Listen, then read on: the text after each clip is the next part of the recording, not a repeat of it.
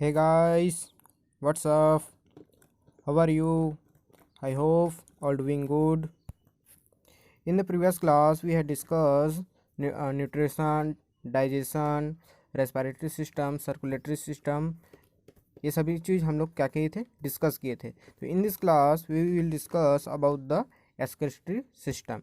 तो excretory system होता क्या है, इसके बारे में इस क्लास में हम लोग डिस्कस करेंगे. हम लोग पूरा लाइफ प्रोसेस को कंप्लीट कर रहे हैं, तो ये अपना लास्ट स्टेज है, मतलब एक्सक्रीटरी सिस्टम पढ़ रहे हैं वो लास्ट है. ठीक है, तो एक्सक्रीटरी सिस्टम इन ह्यूमन में भी डिस्कस करेंगे और प्लांट में भी कैसे होता है. तो पहले बात करते हैं कि एक्सक्रीशन होता क्या है. एक्सक्रीशन मतलब होता क्या है, the removal of nitrogen waste material from the body.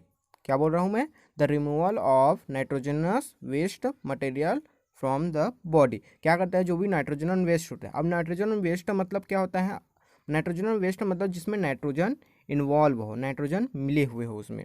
जैसे बोले यूरिया, यूरिक एसिड, ठीक है, यूरिया, यूरिक एसिड, ये सभी होते हैं. इसमें क्या होता है, नाइट्रोजन होते हैं. अब नाइट्रोजन कैसे होता है सर, क्योंकि जो हमारे बॉडी में जो भी मेटाबॉलिक एक्टिविटी होती हैं, जैसे हम लोग बोले डाइजेशन बोले, या फिर बोलते हैं सर्कुलेटरी सिस्टम जो चल रहे हैं, है ना, हम लोग ऑक्सीजन ले रहे हैं, तो ये सभी क्या हमारी मेटाबॉलिक एक्टिविटी है.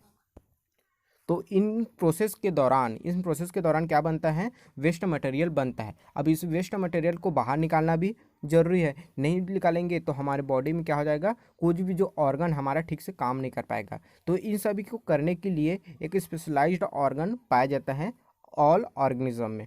ठीक है, जैसे ह्यूमन में बात करें तो हमारा में क्या पाया जाता है, किडनी पाया जाता है. फिश में बात करें तो गिल्स पाया जाता है. ऐसी सभी ऑर्गेनिज्म में अलग अलग पाए जाते हैं. यूनिसेल्ड में अलग होता है, मल्टी सेल्ड में अलग होता है. ठीक है, तो एक्सक्रीशन का मतलब समझ गए. तो एक्सक्रीशन देखते हैं, फिर से पूरा कंप्लीट करेंगे. उसके बाद देखते हैं एक्सक्रीशन क्या लिखा, देखते हैं. Excretion is a process by which the waste product produce during metabolic activity is removed from the body. मैं वही बोला हूँ कि जो भी मेटाबॉलिक एक्टिविटी के दौरान जो भी मतलब प्रोडक्ट बनता है, जो नाइट्रोजनस वेस्ट होते हैं, उसको बॉडी से बाहर निकालना क्या कहलाता है, एक्सक्रीशन कहलाता है. देखो सिंपल अगर यूनिसेल्ड ऑर्गेनिज्म में बात करें तो वो सिंपल डिफ्यूजन के थ्रू बाहर निकाल जाता है, क्योंकि इसका पूरा होल जो बॉडी है वो एक सेल से मिलकर बना होता है. कितने सेल का मिलकर बना होता है, एक सेल से मिलकर बना होता है. जैसे ये एक सेल है, इससे मिलकर बना होता है. अब इसी सेल के अंदर अगर मैं बताया था यूनिसेल के बारे में कि इसी सेल के अंदर इसका डाइजेशन प्रोसेस भी होगा, इसी में रेस्पिरेशन भी होगा, इसी में सर्कुलेटरी सिस्टम भी होगा, इसी में एक्सक्रीशन भी होगा. तो ठीक है, तो इस सिंपल डिफ्यूजन के थ्रू हो जाता है. जैसे बॉडी के अंदर वेस्ट मटेरियल ज़्यादा हो गया, तो बॉडी के अंदर वेस्ट मटेरियल ज़्यादा हो गया तो इसको डिफ्यूज़न के थ्रू बाहर निकाल दे. अब डिफ्यूज़न क्या होता है, मैं बताया था, द मूवमेंट ऑफ बोल सकते हैं, या फिर मतलब जो वाटर मॉलिक्यूल है या वेस्ट मटेरियल है अपने हायर कॉन्सेंट्रेशन से लोअर कंसंट्रेशन की ओर मूव करते हैं. यदि बॉडी के अंदर कंसंट्रेशन हायर है और इन्वायरमेंट में जहाँ पर वो रह रहा है वहाँ पर कंसंट्रेशन कम है, तो कहाँ से कहाँ मूव करेगा, वेस्ट मटेरियल अपने हायर से लोअर की ओर, उसको बोलते हैं डिफ्यूज़न बोले थे. लेकिन मल्टी सेल ऑर्गेनिज्म में ये इसके लिए स्पेशलाइज्ड ऑर्गन पाया जाता है. मल्टी सेल ऑर्गेनिज्म में स्पेशलाइज्ड ऑर्गन रिक्वायरमेंट होती हैं. जैसे मैं बताया था कि अलग अलग ऑर्गेनिज्म में अलग अलग है. तो देखो हम लोग अगर ह्यूमन की बात करेंगे, इसमें किसकी बात करेंगे, ह्यूमन के बारे में बात करेंगे, तो इसमें अलग अलग होता है बहुत से. मतलब जैसे देखो हमारा जो स्किन है, स्किन भी स्वेट रिलीज़ करता है, पसीना रिलीज़ करता है, तो वो भी एक वेस्ट मटेरियल ही है. ठीक है, किडनी जो फिल्ट्रेशन का काम करता है, किसको, ब्लड को. ठीक है, उसी प्रकार लीवर भी होता है. ये सभी ऑर्गन्स क्या हैं हमारे, मतलब प्यूरिफिकेशन बोल सकते हैं, प्यूरिफिकेशन में रोल प्ले करता है और वेस्ट मटेरियल को बाहर निकालने में ये सभी हेल्प करते हैं. तो हम लोग बात करेंगे सबसे पहले ह्यूमन बीइंग में होता क्या है. तो सबसे पहले डायग्राम देखेंगे. तो डायग्राम में क्या दिया है, ये ह्यूमन का क्या है, ये किडनी दिया है. तो इसमें वन पेयर ऑफ किडनी होता है जो बीन शेप्ड होता है. ठीक है, बीन शेप्ड स्ट्रक्चर होता है, किडनी होता है. और ये कहाँ पर पाया जाता है, देखो कहाँ, देखो कमर के जस्ट ऊपर. ठीक है, तो ये होता है किडनी होता है. और वन पेयर ऑफ क्या पाया जाता है, यूरेटर पाया जाता है, और एक यूरिनरी ब्लैडर पाया जाता है, और एक यूरेथ्रा हो जाता है. तो जितना भी जो भी यूरिन फॉर्मेशन होता है वो किडनी के अंदर होता है. किसके अंदर होता है, किडनी के अंदर. अभी किडनी के अंदर जैसे ही यूरिन बनेगा उसको यूरेटर के थ्रू कहाँ लेके इकट्ठा करेगा, मतलब जो हम लोग क्या करेंगे उसको पूरा इकट्ठा करते हैं ना, तो यूरिनरी ब्लैडर में वो क्या होता है, इकट्ठा होता है। उसके बाद जैसे ही वहाँ पर यहाँ पर ये टैंक पूरा फुल हो जाएगा तो उसको यूरेथ्रा के थ्रू क्या कर देते हैं, शरीर से पास आउट कर देते हैं, बाहर निकाल देते हैं। ठीक है, तो ये इसमें पाया जाता है। तो ह्यूमन में क्या पाया जाता है, 1 पेयर ऑफ किडनी और पे आ जाता है pair of ureters, urinary bladder and urethra पाया जाता है। ठीक है, समझ आ गया। उसके बाद ये एक और डायग्राम दिया है, अगर हम लोग किडनी को मैग्नीफाई करें, कि ये इस किडनी को हम लोग मैग्नीफाई करें तो हमको अंदर में इस प्रकार का स्ट्रक्चर हमको दिखाई देता है।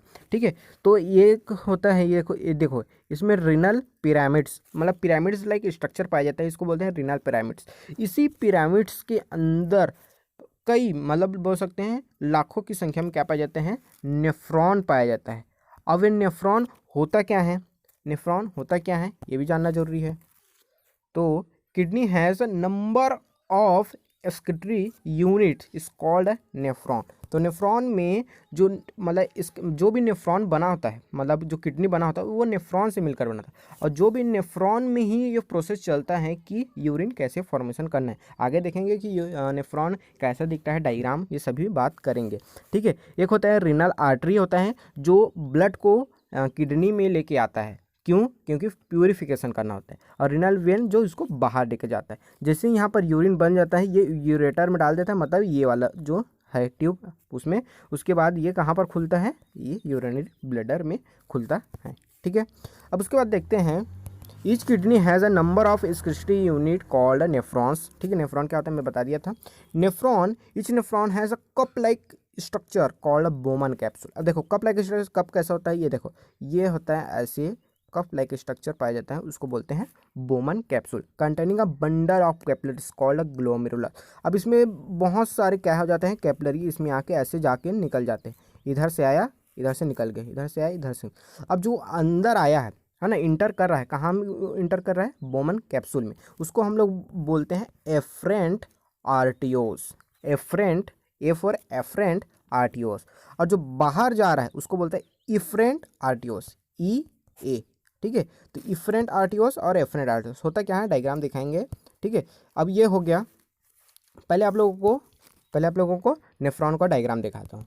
ठीक है, उसके बाद बाकी और बात करेंगे। तो मैं बोला हूँ कि ये जो होता है, ये देखो कप लाइक स्ट्रक्चर पाया जाता है, जिसको बोलते हैं हम लोग बोमन कैप्सूल बोलते हैं। क्या बोलते हैं, बोमन कैप्सूल बोलते हैं, या फिर इसको वही ग्लोमेरुलर कैप्सूल भी बोलते हैं। ठीक है, और इसमें जैसे ये देखो यहाँ पर ट्यूब पूरा आया हुआ है, कैपिलरी आया हुआ है, अंदर में क्या जा रहा है, पूरा कैपिलरी यहाँ पर फिट हो रहा है। अब उस कैपिलरी को हम लोग क्या बोले थे बताइए, उसको बोलते हैं ग्लोमेरुलस। ठीक है, तो ये सभी होते हैं। तो देखो जो इंटर करता है, बोला था मैं, जो इंटर कर रहा है या जो ब्लड लेके आ रहा है, देखो यहाँ से ब्लड अंदर गया और इधर ऐसे पूरा नेफ्रॉन में ऐसे मूव कर रहा है, तो जो लोग लेके आया उसको बोलते हैं एफरेंट आर्टियोस।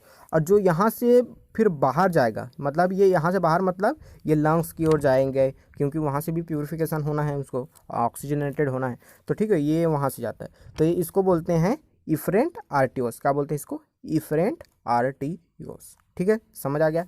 अब देखते हैं कि नेफ्रॉन में ट्यूबुलर एक स्ट्रक्चर पूरा पाया जाता है। ठीक है, तो सबसे पहले पाया जाता है यहाँ पर बोमन कैप्सूल, उसके बाद पाया जाता है पीसीटी। क्या बोलते हैं, पाया जाता है पीसीटी। पीसीटी मतलब कौन सी स्ट्रक्चर, पीसीटी है। जैसे ही बोमन कैप्सूल होता है, वहाँ से जैसे ही नीचे जाएंगे तो एक स्ट्रक्चर, मतलब पूरा मुड़ा हुआ एक स्ट्रक्चर पाया जाता है, कन्वोलेटेड, है ना, इसको बोलते हैं पीसीटी, मतलब प्रॉक्सिमल कन्वोलेटेड ट्यूब्यूल। ठीक है, जो पास में होता है उसको। उसके बाद जैसे ही थोड़ा हम लोग नीचे जाए तो हम लोग एक को देखो यू शेप एक स्ट्रक्चर दिखाई दे रहा है, यू शेप एक स्ट्रक्चर दिखाई देता है, इसको बोलते हैं लूप ऑफ हेनले। क्या बोलते हैं, लूप ऑफ हेनले या हेनलेस लूप बोलते हैं। ठीक है, याद रखेंगे। उसके बाद जैसे ही हम लोग ऊपर जाएंगे तो उसके बाद पाया जाता है डिस्टल कन्वोलेटेड ट्यूब्यूल। क्या पाया जाता है, डिस्टल कन्वोलेटेड ट्यूब्यूल। ठीक है, जो दूर में होता है, ठीक है, दूर होता है इसलिए डिस्टल बोल दिया। ठीक है, उसके बाद जस्ट ये डिस्टल कन्वोलेटेड ट्यूब्यूल कहाँ खुलता है, ये कलेक्टिंग डक्ट में खुलता है। ठीक है, तो ये नेफ्रॉन में 4 पार्ट पाए जाते हैं, बोल सकते हैं। एक होता है ग्लोमेरुलस, ठीक है, ये बोमन कैप्सूल, और पीसीटी बोले यहाँ पर, उसके बाद हेनलेस लूप और डीसीटी, और ये कलेक्टिंग डक्ट। अब ये कलेक्टिंग डक्ट होता है वो कहाँ पर खुलता है, ये खुलता है किडनी के जो यूरेटर पार्ट्स हैं वहाँ पर ये खुलता है। यूरेटर्स के थ्रू फिर यही कहाँ पर जाता है, ये यूरिनरी ब्लैडर में ये खुलेगा फिर। ठीक है, तो देखते हैं नेक्स्ट डायग्राम। ये डायग्राम में देखिए, है ना, ये जो किडनी है, ये पूरा किडनी है, इसमें पिरामिड लाइक स्ट्रक्चर पाया जाता है जिसको रीनल पिरामिड। देखो रीनल वर्ड मतलब यूज़ हम लोग किडनी के लिए यूज़ करते हैं ना, याद रखेंगे कि रीनल बोल दिया मतलब किडनी के लिए होता है। तो ये किडनी है, रीनल वर्ड किडनी के लिए यूज़ करते हैं। रीनल पिरामिड्स होता है, उसमें क्या पाए जाते हैं, नेफ्रॉन पाए जाते हैं, है ना। अब नेफ्रॉन जो होते हैं उसमें कैसा क्या आपके पाया जाता है, मैं बताया था कि यहाँ पर फिल्टर होता है ब्लड, फिर फिल्टर होने के बाद ये ऐसे ट्यूब्यूल से मूव करते हुए ये कलेक्टिंग डक्ट से बाहर निकल जाता है। अब यहाँ से जब भी बाहर निकलेगा तभी हम लोग को इसको यूरिन बोलेंगे, अभी जो बीच में रहेगा तब इसको यूरिन नहीं बोलते हैं। ठीक है, समझ आ गया। अब उसके बाद हम लोग देखते हैं सभी पार्ट का अलग अलग रोल है ना। सभी पार्ट का जितने भी मैं बताया था, प्रॉक्सिमल कन्वोल्यूटेड ट्यूब्यूल, ग्लोमेरुलस, सबका अलग अलग रोल होता है। तो देखते हैं, सबसे पहले होता है ग्लोमेरुलस। तो glomerulus filter small solutes from the blood. जो ब्लड होता है को प्यूरिफाई करने का काम कौन कर रहा है, नेफ्रॉन कर रहा है। तो नेफ्रॉन में जो ग्लोमेरुलस पार्ट होता है वो क्या करता है, जितने भी ब्लड होते हैं उसको, जिसमें उसमें सॉल्ट होते हैं, सॉल्ट होते हैं मतलब क्या हो सकते हैं, उसमें ग्लूकोज हो सकते हैं, आयंस हो सकते हैं, आयंस मतलब सोडियम, पोटेशियम, अमाइनो एसिड्स, है ना, ये सभी पाए जाते हैं उसमें। ठीक है, तो इन सभी को क्या करना होता है, फिल्टर करना होता है। ठीक है, मतलब इसमें से कुछ जो मतलब इंपॉर्टेंट भी होते हैं जो बॉडी क्या कर लेता है, उसको रीअब्जॉर्ब कर लेता है, लेकिन जो टॉक्सिक होते हैं उसको क्या करता है, ये बाहर निकाल देता है। तो यहाँ पर उसका फिल्ट्रेशन का काम होगा। तो ग्लोमेरुलस का फंक्शन क्या है, filter small solutes from the blood. ठीक, दूसरा यहाँ पर जो पार्ट पाया जाता है उसको बोलते हैं प्रॉक्सिमल कन्वोल्यूटेड ट्यूब्यूल। तो ये क्या करता है, reabsorb ions, water and nutrition, remove toxic and adjust filter pH. क्या करता है, यहाँ से यहाँ पर क्या करता है, जितने भी मतलब इंपॉर्टेंट चीज़ है जो हमारे बॉडी के लिए इंपॉर्टेंट है उसको क्या करता है, ये अब्जॉर्व करता है। मतलब ये बॉडी में पूरा क्या हो जाता है, ये मिल जाता है, बॉडी में क्या हो जाता है, ये मिल जाता है। लेकिन जो बॉडी में कुछ टॉक्सिक पदार्थ है जो इस ब्लड के थ्रू यहाँ पर ग्लोमेरुलस में नहीं आ पाए, वो क्या कर लेते हैं, यहाँ से डायरेक्टली ट्यूब में इंटर कर जाता है। ठीक है, डायरेक्टली ट्यूब में इंटर कर जाता है, तो जिससे पीएच मेंटेन रहे, बॉडी का पीएच मेंटेन रहे। तीसरा क्या होता है, डिसेंडिंग लूप ऑफ हेनले या हेनलिक लूप है ना। ये डिसेंडिंग है और एक ऐसे, देखो नेमिंग यहाँ पर गलत है, ये डिसेंडिंग है और ये असेंडिंग है। ठीक है, तो एक देख लेते हैं, असेंडिंग का क्या काम होता है, reabsorb sodium and chloride ion from the filtrate into the intestinal fluid. ठीक है, सॉरी, इंटेस्टाइनल फूड। ठीक है, उसके बाद देखते हैं डिसेंडिंग लूप, जस्ट उसका भी वही काम होता है, मतलब कुछ एब्जॉर्ब करने का काम पूरा हेनलेस लूप में हो रहा है। ठीक है, उसके बाद देखते हैं डिस्टल कन्वर्टेड ट्यूब्यूल, ये भी वैसे ही काम करते हैं, मतलब ये सिक्रेशन में रोल प्ले करते हैं, पर जो कुछ इलेक्ट्रोलाइट्स होते हैं उसको भी ये क्या करते हैं, एब्जॉर्ब करते हैं। उसके बाद कलेक्टिंग डक्ट में क्या होता है, ये पूरे जो वेस्ट मटेरियल है वो कलेक्टिंग डक्ट में आ जाता है, लेकिन सबसे ज़्यादा वाटर का एब्जॉर्प्शन यहीं पर होता है, कलेक्टिंग डक्ट में ही सबसे ज़्यादा वाटर का एब्जॉर्प्शन ज़्यादा होता है। यदि ज़्यादा वाटर रिमूव होगा तो हमारे बॉडी में क्या हो जाएगा, डिहाइड्रेशन हो जाएगा। ठीक है, बॉडी डिहाइड्रेट हो जाएगी, तो सबसे ज़्यादा वाटर का एब्जॉर्प्शन यही होता है। ठीक है, ये समझ आ गया। अब देखते हैं कि यूरिन का फॉर्मेशन होता कैसे, ये सभी पार्ट का अपना रोल बता दिए। अब यूरिन का फॉर्मेशन होता कैसे हैं तो देखते हैं। तो यूरिन फॉर्मेशन करने के लिए 3 स्टेप इन्वॉल्व होते हैं, यूरिन फॉर्मेशन में 3 स्टेप इन्वॉल्व होते हैं, जिसमें होता है, पहला होता है ग्लोमेरुलर फिल्ट्रेशन, जो बताया दिया कि ग्लोमेरुलर फिल्ट्रेशन क्या होता है, मैं बताया था कि ग्लोमेरुलस में जो ब्लड होते हैं वो फिल्टर होता है। तो यहाँ पर जो ग्लोमेरुलस है वहाँ पर ये ब्लड आया, उसको यहाँ पर फिल्टर किया और इसको नीचे जाने दिया। ठीक है, नीचे यहाँ पर जाने दिया। ग्लोमेरुलर फिल्ट्रेशन का ये काम है, पूरे फिल्ट्रेशन मतलब फिल्ट्रेट कर दिया उसको। ठीक है, अब उसके बाद होता है सेकंड स्टेप होता है ट्यूबुलर रीअब्जॉर्प्शन। मैं बताया था कि ट्यूबुलर मतलब ट्यूब। अब ट्यूब में क्या होता है, कुछ ऑर्गन जैसे पीसीटी बोल दिया, हेनले सूप और डीसीटी बोल दिया, ये सभी क्या करते हैं, इंपॉर्टेंट जो मिनरल्स होते हैं जैसे ग्लूकोज हो गया, अमाइनो एसिड जो हमारे लिए इंपॉर्टेंट है ना, उसको क्या करता है, रीअब्जॉर्ब करते हैं, उसको बोलते हैं ट्यूबुलर रीअब्जॉर्प्शन। और थर्ड है ट्यूबुलर सिक्रेशन। ट्यूबुलर सिक्रेशन मतलब जो क्या होते हैं, कुछ हमारे बॉडी में पाए जाते हैं लेकिन जो टॉक्सिक होते हैं, पर वो क्या करते हैं, ये यहाँ पर ग्लोमेरुलस में नहीं आ पाते हैं, है ना, तो वो क्या कर सकते हैं, डायरेक्टली ट्यूब में इंटर करते हैं, जो बताया था उसको बोलते हैं ट्यूबुलर एक्सक्रीशन। तो ये होता है 3 स्टेप यहाँ पर इन्वॉल्व होते हैं। अब देखते हैं क्या क्या दिया है पार्ट्स। और जो बोमन कैप्सूल होता है उसके देख, बोमन कैप्सूल जॉइंट किससे होता है, ट्यूबुलर स्ट्रक्चर से, और देन ये जॉइंट होता है कलेक्टिंग डक्ट से। ठीक है, the renal artery bring the nitrogen waste like ammonia, urea, uric acid along with excess water salts into the nephron. क्या मैं जो बताया था वही है ना। जो रीनल आर्टरी लेके आता है ब्लड बोला था, वो ब्लड में क्या हो सकता है, नाइट्रोजन वेस्टेज होंगे, और नाइट्रोजन वेस्टेज को क्या करेंगे, फिल्टर करेंगे। अब फिल्टर करते हैं कहाँ पर, ये नेफ्रॉन में ये प्रोसेस होता है। ठीक है, उसके बाद क्या बोलते हैं, ये जो भी नाइट्रोजन होस्टेड होता है उसको कलेक्टिंग डक्ट तक पूरा पहुंचाया जाता है, मतलब प्यूरिफाई करके पहुंचाया जाता है। The waste then passes through the ureters, ureters में उसको डाल दिया जाता है। उसके बाद कहाँ जाता है वो, यूरिनरी ब्लैडर में। Then send out the urethra as a urine, urine के फॉर्म में फिर यूरेथ्रा के थ्रू पास आउट कर दिया जाता है। ठीक है, अब उसके बाद देखते हैं the useful product like amino acid. कुछ हमारे बताया था मैं, जो कुछ प्रोडक्ट जो हमारे लिए इंपॉर्टेंट है, यूजफुल है, जैसे बोल दिया अमाइनो एसिड, ग्लूकोज, सॉल्ट, ये सभी हमारे लिए क्या है, इंपॉर्टेंट है, क्योंकि ग्लूकोज हमारे लिए इंपॉर्टेंट है कि नहीं, एनर्जी का एक सोर्स है, ये क्या है, एनर्जी का एक सोर्स है। ठीक है, सॉल्ट जो हम लोग नमक खाते हैं, सॉल्ट लेते हैं, वो क्या आता है, हमारे बॉडी के पीएच को मेंटेन करने के लिए इंपॉर्टेंट होता है, तो सॉल्ट को भी रिअब्जॉर्ब किया जाता है। By the capillaries around the tubular structure goes into the renal vein, ये सभी कहाँ पर चले जाते हैं, फिर रीनल वेन्स में चले जाते हैं, और रीनल वेन्स में जैसे ही चले जाएंगे उसको फिर प्यूरिफाई कर दिया जाता है। ठीक है, समझ आइए, ये हो गया पूरा ह्यूमन का जो एक्सक्रीटरी सिस्टम है पूरा बात कर लिया। लेकिन किसी कंडीशन में बोल सकते हैं कि हमारे किडनी ठीक से वर्क नहीं कर पाया, किसी कंडीशन में, मतलब बहुत क्रिटिकल कंडीशन बोल सकते हैं, मतलब किसी कंडीशन में यदि हमारा किडनी काम अच्छे से नहीं कर पा रहा है, मतलब फिल्ट्रेशन का काम नहीं कर पा रहा है, अगर वो अच्छे से काम नहीं कर पाएगा तो हमारे बॉडी में वेस्टेज का क्या हो जाएगा, भंडार हो जाएगा, मतलब पूरा भर जाएगा इस वेस्टेज के कारण, जिससे हमारा बॉडी ठीक से फंक्शन नहीं कर पाएगा।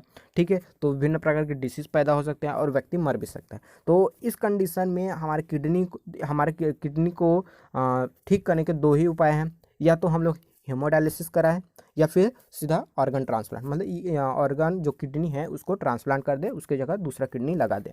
ठीक है, तो दोनों ही बहुत कॉस्टली होता है। ठीक है, दोनों ही बहुत क्या होता है, कॉस्टली होता है। तो हम लोग यहाँ पर देखते हैं ऑर्गन ट्रांसप्लांट, तो वही होता है कि ब्लड मैचिंग करते हैं, ऑर्गन मैचिंग करते हैं, मतलब जिसका हम लोग ट्रांसप्लांट, मतलब जिसका हम लोग ले रहे हैं उसका मतलब ऑर्गन को मैच करेंगे। ठीक है, जेनेटिक चीज़ को मैच करेंगे, और उसके बाद ब्लड को मैच करेंगे, और अगर मैच खा गया तो क्या कर देंगे, ट्रांसप्लांट कर देते हैं। लेकिन अगर नहीं हो पाया, ठीक है, इतना मतलब कॉस्टली है तो अफोर्ड नहीं कर पाते हैं, ठीक है, तो इसके लिए हम लोग करते हैं हेमोडायलिसिस। अभी हेमोडायलिसिस होता क्या है ये देखते हैं। हेमोडायलिसिस एक प्रकार से मशीन होता है ना, एक प्रकार से ये मशीन होता है, मतलब आर्टिफिशियल किडनी होता है बोल सकते हैं, आर्टिफिशियल किडनी है ये। ठीक है, इसमें क्या करते हैं, जो ब्लड होता है, हमारा जो ब्लड है, ब्लड में क्या है, वेस्टेज मटेरियल है, नाइट्रोजनल वेस्टेज है, उसको क्या करते हैं, आर्टरी के थ्रू उसको क्या बाहर निकालते हैं, आर्टरी से बाहर निकालते हैं, और इसको एक मशीन में हम लोग इसको डाल देते हैं। इसी मशीन को हम लोग डायलिसिस मशीन बोलते हैं। और इस डायलिसिस मशीन में ये पूरा मेम्ब्रेन लाइक स्ट्रक्चर पाया जाता है, जिसे डायलिसिस मेम्ब्रेन बोलते हैं।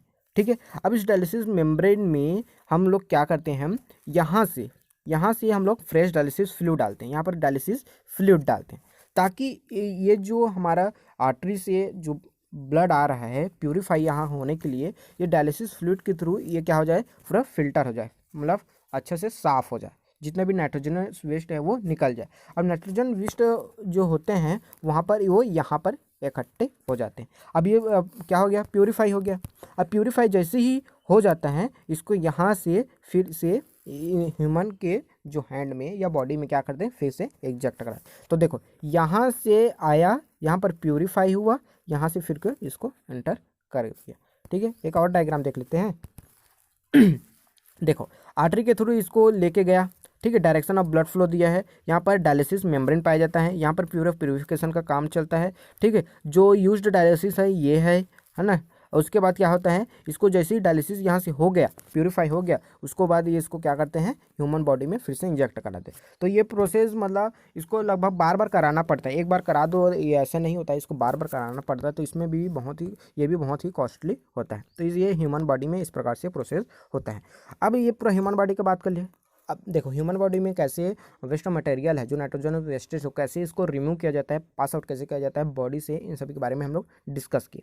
अब देखते हैं कि प्लांट में भी तो ऐसा कुछ सिस्टम पाया जाता है कि नहीं पाया जाता है ना। तो प्लांट में ऐसा कोई भी सिस्टम नहीं पाया जाता है, मतलब ऐसा जैसे किडनी बोलते हैं उसमें ऐसा किडनी नहीं पाया जाता। उसमें वेस्टेज मटेरियल होता क्या है, वेस्टेज मटेरियल में होता क्या है, उसमें उसमें होता है कार्बन डाइऑक्साइड। होता क्या है इसमें, कार्बन डाइऑक्साइड। अब इसको कार्बन डाइऑक्साइड को कैसे रिमूव करते हैं, देखो कार्बन डाइऑक्साइड कैसे लोग एब्जॉर्ब करते हैं। देखो प्लांट भी रेस्पायरेशन करते हैं, वो केवल फोटोसिंथेसिस नहीं करते हैं। फोटोसिंथेसिस वो दिन में करते हैं, लेकिन रात में वो रेस्पायरेशन करते हैं। इसीलिए तो बोलते हैं कि रात में पेड़ के नीचे नहीं सोना चाहिए, ट्री के नीचे हमको नहीं सोना चाहिए बोलते हैं। या फिर देखे होगे हॉस्पिटल में जाते हो जहाँ पर पेशेंट लेटा होता है, वहाँ पर कोई भी गमले का पौधा नहीं होता है, अगर होगा भी तो प्लास्टिक वाला होगा, ऐसे टाइप का होता है। ठीक है, क्योंकि अगर रात में वो फोटो से रेस्पायरेशन करेंगे तो पेशेंट को प्रॉपर अमाउंट में वहाँ पर ऑक्सीजन नहीं मिलेगा। ठीक है, तो ऑक्सीजन नहीं मिलेगा और फोटोसिंथेसिस, देखो ऑक्सीजन नहीं मिलेगा किसको, पेशेंट को। क्यों, क्योंकि वहाँ पर रेस्पायरेशन कौन कर रहा है, वहाँ पर प्लांट कर रहा है। तो प्लांट क्या करेगा, कार्बन डाइऑक्साइड उस समय रिलीज करेगा, तो वहाँ रूम में कार्बन डाइऑक्साइड का अमाउंट क्या हो जाएगा, बढ़ जाएगा। ठीक है, तो जिसके कारण पेशेंट को तकलीफ होगा, इसलिए नहीं रखते है ना। तो ये देखो in plant the gases waste product produce during respiration is carbon dioxide and photosynthesis O2 are removed through the stomata. और इसको रिलीज कैसे होता है, स्टोमेटा। अब स्टोमेटा क्या होता है, इस सभी के बारे में मैं पिछले क्लास में डिस्कस किया है। अगर आप लोग उसको नहीं देखे हो तो प्ले लिस्ट में जाकर उसको चेकआउट कर सकते हैं। बिल्कुल कुछ भी डाउट होगा तो पूछ सकते हैं। This process called transpiration, transpiration के थ्रू ये सभी प्रोसेस होता है। Some waste product are store in the leaves and removed when the leaves dry and fall. मतलब कुछ जो वेस्टेज हो जाते हैं वो लीफ में क्या हो जाते हैं, इकट्ठे हो जाते हैं, स्टोर हो जाते हैं। और वो कब होगा, जब पत्ती टूट जाती हैं या मुरझा जाती हैं, फिर गिर जाएगी, तब वो वेस्टेज मटेरियल वहाँ से भी बाहर हो जाएगा। Some waste product are store in the vacuoles में भी होता है। वैक्यूल्स क्या होते हैं, आप लोग देखे होंगे कि सेल्स में होता है एक स्ट्रक्चर पाया जाता है, राउंड वाला स्ट्रक्चर पाया जाता है, जिसको बोलते हैं वैक्यूल, जहाँ पर वाटर सबसे ज़्यादा अमाउंट में पाया जाता है वैक्यूल्स में। Some waste product like gum resin are store in the old xylem से। देखे होंगे रेजिन, देखे हैं कि नहीं देखे हैं आप लोग, गम देखे होंगे। जैसे आप प्लांट के कहीं पर चोट लग जा रहता है तो वहाँ पर ना रेड ब्राउनिश कलर का एक चिपचिपा पदार्थ पाया जाता है ना, मैटर पाया जाता है, उसको बोलते हैं गम होता है, वही रेजिन गम है। ठीक है, वो जाइलम सेल में होते हैं। Some waste products are remove through the roots, सब होते हैं रूट्स के थ्रू ये रिमूव किए जाते हैं। तो इस प्रकार से ये हमारा पूरा एक्सरेस्टिव सिस्टम और बोले तो पूरा अपना लाइफ प्रोसेस कंप्लीटेड होता है। अब देखेंगे कि आपको कोई भी डाउट होता है तो कमेंट में करके ज़रूर पूछ सकते हैं, कैसे लगा आप लोग बता सकते हैं। देखो अभी मैं स्लाइड में इसलिए पढ़ा रहा हूँ क्योंकि बोर्ड में पढ़ाऊंगा तो उसके लिए अभी थोड़ा सामान लाना पड़ेगा, क्योंकि अभी लॉकडाउन चल रहा है तो सामान अभी मेरा नहीं आ पाया है। तो ठीक है, तो हम लोग फिर बोर्ड में हम लोग कंटिन्यू करेंगे। अभी जब तक चल रहा है उसको अभी स्लाइड में ऐसे कवर कर रहे हैं। ठीक है, अगर कहीं पर भी डाउट होता है तो पूछ सकते हैं। और आप लोग हमारे चैनल में हैं, नए हैं तो चैनल को सब्सक्राइब करना मत भूलिएगा और अपने इसको दोस्तों में शेयर करना भी मत भूलिएगा। तो मिलते हैं नेक्स्ट वीडियो में।